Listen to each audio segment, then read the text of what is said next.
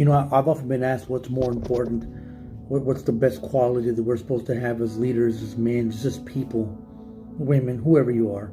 What's the best quality we're supposed to have in an organization, a church, a business, whatever. And the word integrity always comes up. If you are involved in any type of organizational structure, if you go to meetings, if you vision boards, like church things, like whatever, the word integrity always comes up, right? And I've learned in my short time here on earth and outside of prison, integrity has become a buzzword. And I want to encourage you in this video to not let it be just a buzzword for you. I'm wrapping it up here in Henderson. I'm fixing to go home.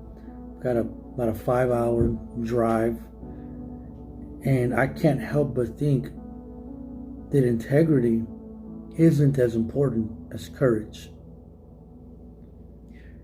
You and I can talk all day long about, we need to be people of integrity. We need to do the right thing. Integrity means, doing the right thing when no one is looking, blah, blah, blah, blah, blah, blah. And then when the opportunity comes to do the right thing, you cower.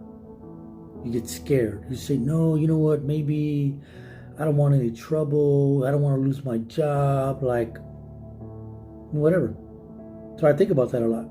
I think about why we elevate integrity higher than courage, when in reality, integrity is not the most important thing in sustaining any meaningful relationship, achieving any organizational objectives, running a church, whatever.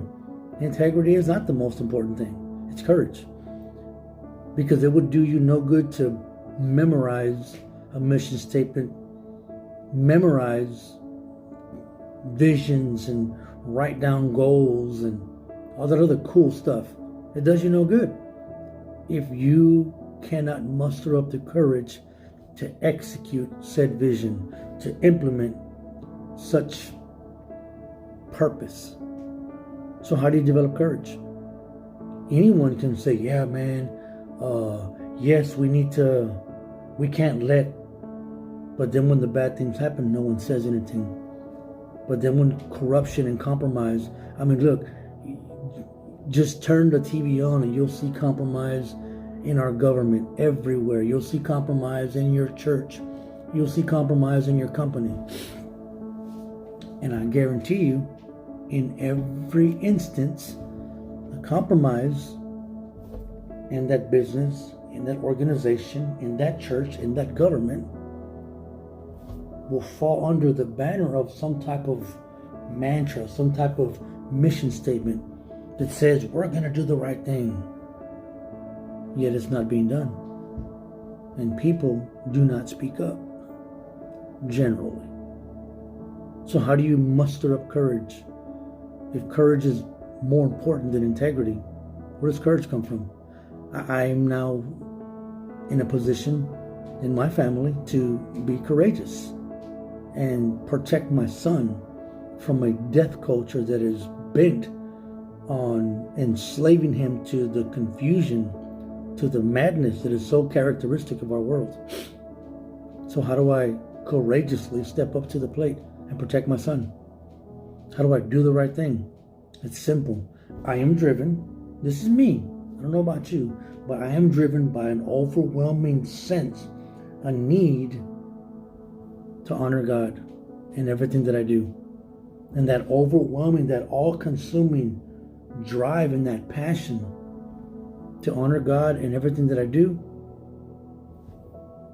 supersedes, goes beyond, overrides any need for acceptance, to be liked.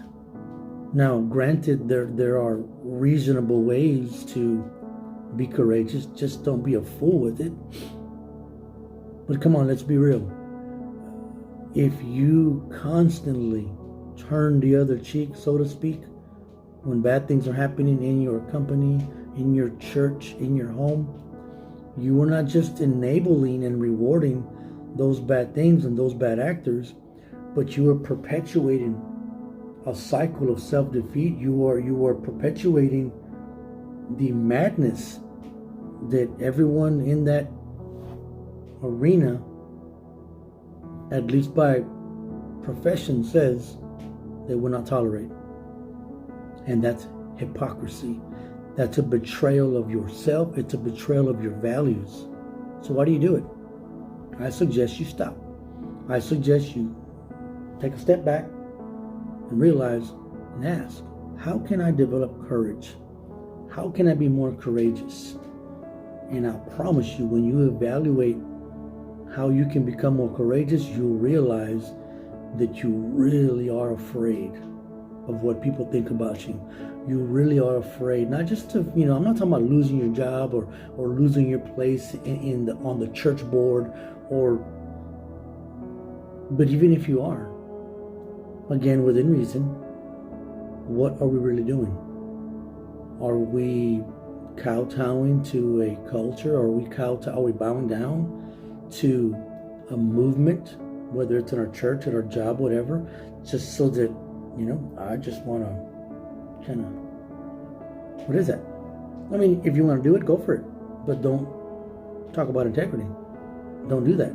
Don't be so, when people are looking, yes, we're gonna, and then when it gets down to the nitty gritty, you tuck tail and run. Don't do that. Stand up. Or if you're not gonna stand up, sit down. Sit down and stop talking about being a person of integrity and doing the right thing, and just sit down. Because courage is what it takes to protect the home. Courage is what it takes to honor a marriage. Courage is what it takes to run an organization, to have a functional body of believers in a church. Courage is what Jesus had when he took up the cross and dragged it up onto Mount Calvary and died for our sins. It wasn't just the right thing to do, but it was the courageous thing to do. So if Jesus can take up his cross, if he can be fueled by an overwhelming sense of love and duty and courage to do the right thing, why can't you?